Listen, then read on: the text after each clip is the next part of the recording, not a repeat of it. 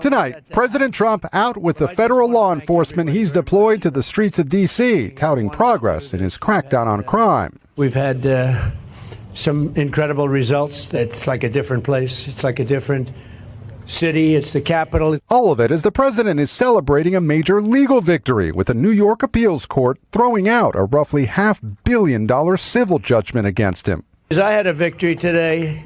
Ces derniers jours, une série de décisions judiciaires a non seulement modifié la situation d'un accusé en particulier, mais a également mis en évidence les limites pratiques entre l'autorité présidentielle et l'exécution civile au niveau de l'État. Le samedi 24 janvier 2026 au matin, la Cour suprême de l'État de New York a officiellement autorisé l'exécution immédiate d'une sentence contre le conglomérat commercial d'un président en exercice. L'ordonnance, rendue par un juge d'État après l'effondrement d'une garantie financière liée à une condamnation pour fraude civile, autorisait la confiscation des actifs commerciaux exploités sous le nom de Trump Organization, y compris des biens immobiliers de grande valeur financière au cœur de Manhattan. Le document judiciaire, signé quelques heures après la chute de l'un des consortiums qui garantissait l'appel, stipulait que les biens devaient être saisis sans délai en raison du risque de dépréciation marqué dans un contexte d'instabilité du marché mondial. L'impact de cet épisode ne s'est pas limité à ce qui s'est passé dans la salle à ce moment-là. L'ordonnance a transformé un litige financier en un dilemme institutionnel sur l'autonomie des États, l'applicabilité du droit civil à la figure présidentielle et les mécanismes de contention disponibles face au chevauchement entre les sphères publiques et privées du pouvoir exécutif.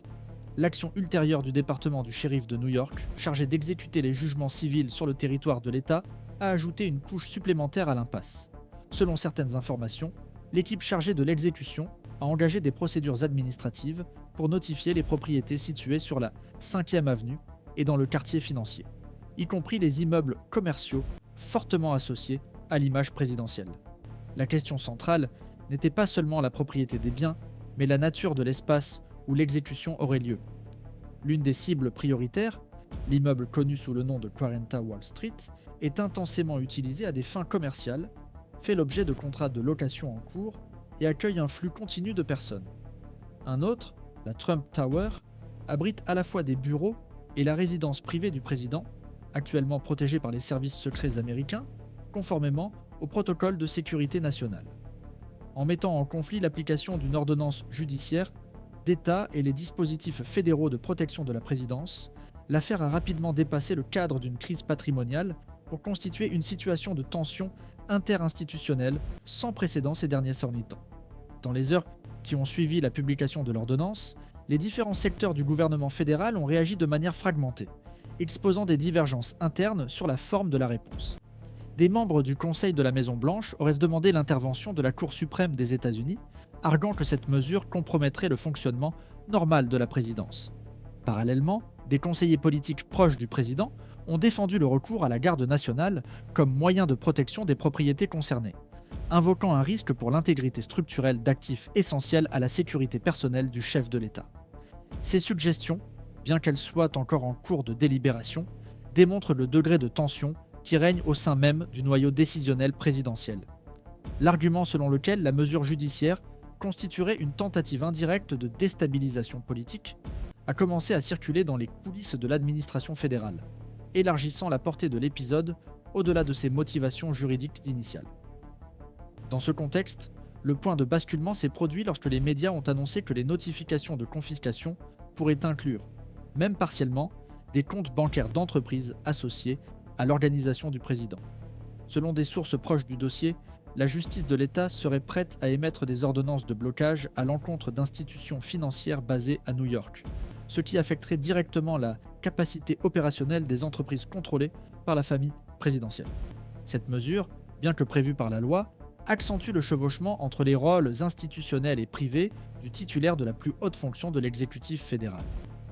Bien que techniquement distinctes, ces dimensions s'entremêlent dans la pratique, en particulier lorsque les biens liés au président interfèrent avec sa fonction publique. Cet épisode met en évidence cette interdépendance, obligeant différentes sphères de l'État à prendre position face à un scénario qui remet en question les contours traditionnels de la séparation des pouvoirs. Derrière le langage technique des dossiers et la liturgie des décisions judiciaires, se déroule un conflit qui dépasse la simple question des biens et des dettes. la situation relance les discussions sur les limites de l'autorité de l'État face à la présidence, l'applicabilité uniforme de la loi indépendamment de la fonction publique exercée, et les risques d'érosion institutionnelle lorsque des mécanismes de contrôle légitimes sont interprétés comme des actions motivées par des considérations politiques. La mesure judiciaire, bien que fondée sur des paramètres juridiques définis, s'inscrit dans un contexte saturé de perception de partialité, ce qui rend difficile une lecture strictement technique de l'affaire. C'est cette imbrication entre légalité et légitimité qui confère à l'épisode son caractère le plus explosif. L'impression que le respect de la loi, dans certaines circonstances, peut être considéré comme un acte politique, et vice-versa. Pour ceux qui suivent de près le fonctionnement des institutions, ce type d'événement révèle quelque chose d'essentiel sur les mécanismes d'autocorrection du système. L'interdépendance entre les entités fédérales, les limites de l'autorité administrative et les points de friction entre la protection institutionnelle et la responsabilité individuelle deviennent plus évidents précisément lorsqu'ils sont mis à l'épreuve. De telles situations permettent d'observer en temps réel ce qui se passe lorsque différentes sphères du pouvoir sont confrontées à un vide normatif ou à un conflit de prérogatives. L'enjeu n'est pas seulement la capacité à exécuter une décision judiciaire, mais aussi la capacité du système à le faire sans compromettre sa propre intégrité fonctionnelle. L'approfondissement de ce type d'analyse exige une observation continue et une compréhension intégrée des facteurs en jeu. C'est pourquoi le suivi régulier des développements n'est pas seulement une option informative, mais un moyen de saisir plus clairement comment des décisions apparemment isolées révèlent des tendances plus larges du fonctionnement institutionnel. À partir de l'ordre émis et de la réponse fragmentée du noyau fédéral, la convergence institutionnelle qui s'est formée dans les heures qui ont suivi a révélé un schéma de tension structurelle qui ne se limite pas à l'épisode en lui-même. En observant l'action coordonnée entre le département de la justice de l'État de New York, le ministère public civil qui a soutenu l'affaire et le pouvoir judiciaire de l'État qui a approuvé l'exécution immédiate, on constate une chaîne formelle de responsabilité exercée dans les limites légales disponibles, mais tendue par le fait inédit d'impliquer directement un président en exercice. Cette convergence aide à comprendre comment l'interdépendance entre les entités infranationales et les structures fédérales peut créer des zones d'ombre en matière de compétences lorsque des figures centrales du pouvoir politique font l'objet de mesures judiciaires coercitives. La figure du président, en tant qu'acteur politique et propriétaire d'un empire privé, devient l'axe autour duquel gravitent à la fois les prérogatives institutionnelles et les attentes divergentes du public. C'est dans ce contexte que l'historique du procès civil, engagé en 2024 par le parquet de l'État, prend toute son importance. L'action, fondée sur la présentation de bilans financiers jugés frauduleux par les autorités locales, a abouti à une condamnation significative, ayant un impact direct sur les actifs stratégiques de l'entreprise. À l'époque, la décision judiciaire a conditionné la suspension de l'exécution à la présentation d'une garantie financière solide, ce qui a conduit à la formalisation d'un instrument de cautionnement d'entreprise adossé à des titres de créance d'origine internationale. La révélation ultérieure que cette garantie était exposée à l'instabilité des marchés étrangers, en particulier les titres d'entreprises japonaises touchés par le récent effondrement financier, déplace le cœur du problème vers une zone de vulnérabilité systémique. L'exposition d'une garantie juridique américaine à des variables externes de liquidité internationale met en évidence une intersection rare entre le droit civil national et la volatilité macroéconomique mondiale. Avec le retrait du consortium qui garantissait la caution, mouvement provoqué par un effet domino initié sur le marché asiatique, le lien qui soutenait la suspension de l'exécution a été rompu. Le système juridique de l'État, soutenu par des précédents, autorisant une réponse immédiate en cas de risque de défaut de paiement, a agi dans le respect des paramètres formels. L'absence de remplacement de la garantie dans un délai de 24 heures a renforcé l'interprétation judiciaire selon laquelle il existait un risque de détérioration de la valeur des actifs. L'accélération de l'ordre d'exécution ne peut donc être comprise isolément comme un acte politique, mais comme le reflet direct de l'architecture juridique en vigueur, même si son impact institutionnel va bien au-delà de ce qui était initialement prévu dans le cadre de l'affaire civile. Cet épisode relance ainsi un débat récurrent dans les milieux juridiques. Dans quelle mesure l'application de la loi au sens strict peut-elle générer des effets d'instabilité dans des contextes politiques ? À ce stade de l'escalade, d'autres organismes commencent à se mobiliser. Le contrôleur général de l'État, qui a pour fonction de veiller à l'intégrité des exécutions patrimoniales publiques, émet un avis technique recommandant la prudence dans les procédures de liquidation, en particulier pour les actifs de grande valeur exposés à la présence physique d'agents de sécurité fédéraux. Quant au bureau du procureur général, sollicité par certains secteurs de l'exécutif fédéral, il évalue la faisabilité d'une action directe devant la Cour suprême des États-Unis, remettant en question la constitutionnalité de l'exécution des biens d'un président en exercice par des autorités infranationales. Aucune de ces mesures ne permettent toutefois de renverser immédiatement les effets de l'ordonnance étatique, ce qui crée un champ de chevauchement institutionnel sans précédent. D'un côté, la structure étatique poursuivant une procédure légalement constituée. De l'autre, l'exécutif fédéral mobilisant des instruments politiques et juridiques pour préserver le fonctionnement de la présidence face à une attaque contre son patrimoine. Cette superposition ne se produit pas dans l'abstrait, elle se produit dans des espaces physiques. La Trump Tower, par exemple, est devenue un point de collision où se rencontrent trois sphères de pouvoir. L'exécutif fédéral, représenté par les services secrets qui protègent le périmètre. Le pouvoir judiciaire de l'État, qui autorise l'accès à des fins d'inventaire patrimonial. Et la sécurité publique municipale, chargée d'exécuter physiquement l'ordonnance. Cette triangulation opérationnelle expose le système à un risque de friction entre les autorités sans précédent récent. L'absence d'un protocole clair pour les situations dans lesquelles un bien immobilier protégé par des prérogatives présidentielles fait l'objet d'une exécution civile aggrave l'impasse et transfère la solution vers le domaine de la négociation politique ou de la judiciarisation devant les instances supérieures. C'est précisément pour cette raison que la nomination d'un administrateur judiciaire, une figure prévue par le Code de procédure civile de l'État de New York, revêt une importance stratégique. Le séquestre agit en tant que représentant temporaire du patrimoine litigieux, avec le pouvoir de gérer, de céder ou de protéger les biens, conformément aux instructions du tribunal. Dans le cas présent, la possibilité de nommer un administrateur judiciaire pour les biens immobiliers commerciaux de la Trump Organization permettrait d'entamer la procédure sans confrontation directe avec les agents fédéraux, tout en créant un nouveau sommet institutionnel. Un gestionnaire privé nommé par un juge d'État ayant autorité sur des biens liés à la personnalité présidentielle. La présence de ce séquestre fonctionnerait, dans la pratique, comme un opérateur parallèle au sein de la structure entrepreneuriale du président, prenant des décisions sur la base de directives judiciaires, et en dehors de la chaîne de commandement traditionnelle de l'organisation. La convergence entre ces éléments, décisions judiciaires, effondrement financier, lacunes normatives et présence physique des forces de sécurité n'était pas fortuite. Elle est là le résultat d'une architecture institutionnelle qui, bien que robuste dans ses composantes, révèle des vulnérabilités lorsqu'elle est soumise à des tensions superposées. Cette affaire remet en question non seulement les limites du droit civil, mais aussi les principes constitutionnels qui sous-tendent la séparation fonctionnelle entre les pouvoirs et les sphères fédératives. L'absence de précédent clair pour traiter la situation oblige chaque acteur institutionnel concerné à opérer dans des zones d'interprétation, ce qui augmente le risque de décisions contradictoires, de réactions désordonnées et, en fin de compte, de perte de contrôle sur les développements ultérieurs. C'est pourquoi la poursuite de l'analyse devient essentielle. Ce que l'on observe actuellement n'est que le premier cycle d'un processus qui passera encore par des recours, des réactions politiques, des tentatives de médiation et, éventuellement, l'intervention de la Cour suprême. Suivre cette trajectoire exige une attention aux détails et une compréhension des dynamiques qui opèrent au-delà de l'actualité immédiate. Dans des moments comme celui-ci, le rôle du suivi journalistique analytique est précisément d'offrir des outils permettant au public de comprendre la complexité en jeu, sans recourir à des raccourcis explicatifs ou à des interprétations simplifiées. À partir de l'ordre d'exécution, l'ensemble des interprétations qui ont pris de l'ampleur expose un scénario de division qui ne se limite pas à des désaccords techniques sur le droit. Il s'agit d'un conflit plus large entre différentes conceptions sur l'action des institutions dans des contextes classés comme exceptionnels. Dans le domaine constitutionnel, deux lectures ont commencé à organiser le débat.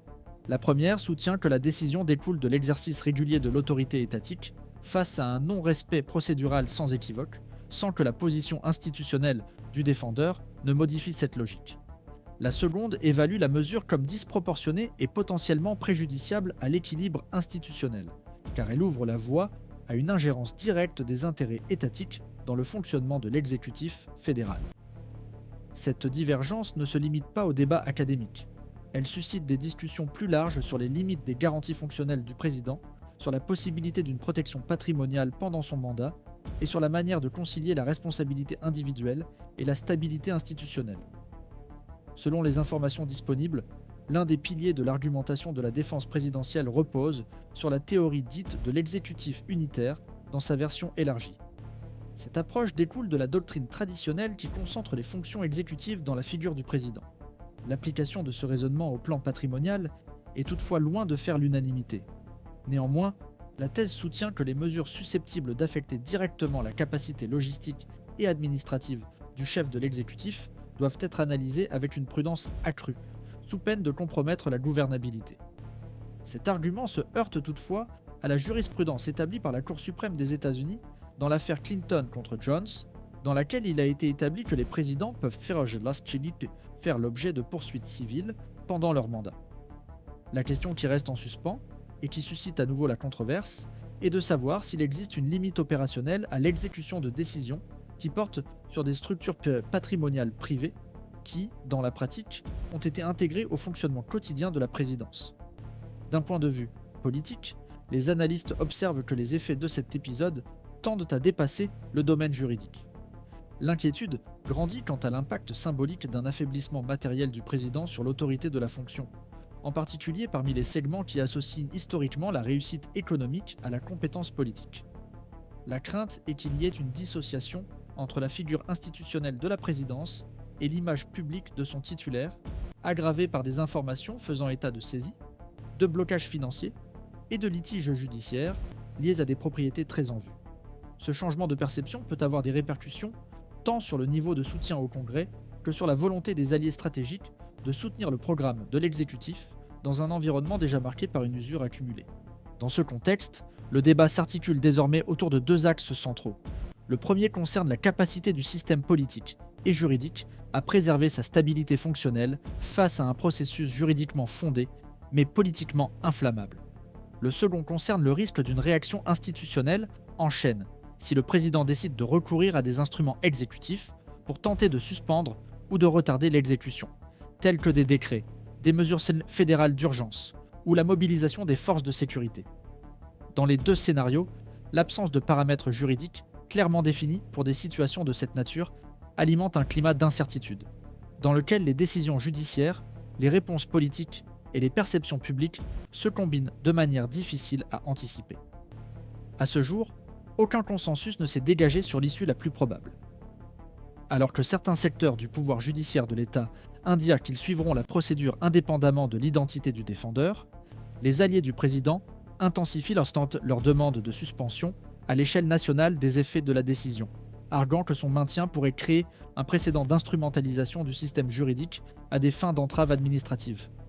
Les juristes plus conservateurs mettent en garde contre le risque d'érosion de l'autorité judiciaire, si la décision venait à être neutralisée par une intervention fédérale d'urgence. D'autre part, les constitutionnalistes progressistes voient dans l'exécution de la décision une occasion de réaffirmer le principe selon lequel aucun citoyen, même s'il occupe la plus haute fonction, n'est au-dessus des lois. Malgré leurs divergences, les deux courants reconnaissent que cet épisode pourrait redéfinir de manière durable les frontières pratiques entre le droit privé, la fonction publique et l'autonomie fédérale. Au niveau international, les répercussions commencent déjà à se faire sentir. Dans des déclarations récentes, les dirigeants étrangers ont évité de commenter directement l'affaire, mais ont fait part de leurs inquiétudes quant à la solidité institutionnelle des États-Unis dans un contexte mondial de ralentissement économique. Dans des conversations diplomatiques confidentielles, certains indices laissent penser que cet épisode a renforcé la perception de fragilité du gouvernement actuel, en particulier parmi les pays qui associent la stabilité matérielle à la puissance géopolitique. Cette interprétation contribue à créer un climat de prudence dans les négociations stratégiques, y compris commerciales, dans lesquelles le président agit en tant que garant politique d'accords à grande échelle. La crainte est qu'une crise interne de nature patrimoniale compromette la prévisibilité des engagements internationaux pris par l'administration en exercice. Dans ce contexte, l'attente d'une éventuelle décision de la Cour suprême des États-Unis grandit. La requête présentée par la défense présidentielle suivra la procédure normale et sera initialement examinée par le cabinet du ministre responsable du circuit correspondant. La décision préliminaire, qu'elle soit d'acceptation, de rejet ou de renvoi en séance plénière aura tendance à avoir un impact immédiat sur le climat institutionnel. Si l'ensemble des ministres est appelé à se prononcer, la Cour sera confrontée à un choix délicat. Réaffirmer la compétence des tribunaux d'État en matière civile, même lorsque le défendeur est le président, ou construire une thèse d'exception fonctionnelle qui limite cette compétence au nom de la stabilité de la fonction. Aucune de ces options n'est exempte de coûts institutionnels. La première peut être interprétée comme une affirmation de l'indépendance judiciaire. La seconde peut être considérée comme une concession excessive aux intérêts politiques, surtout compte tenu de la composition actuelle de la Cour. Avant de conclure cette partie, il convient de souligner que ce qui se passe actuellement ne se résume pas à un litige patrimonial de grande ampleur. Il s'agit d'un processus susceptible de façonner des précédents institutionnels importants pour les décennies à venir. Suivre attentivement ces développements permet de comprendre comment les structures formelles du pouvoir réagissent aux chocs systémiques et aux pressions immédiates. Nous resterons attentifs aux prochaines étapes.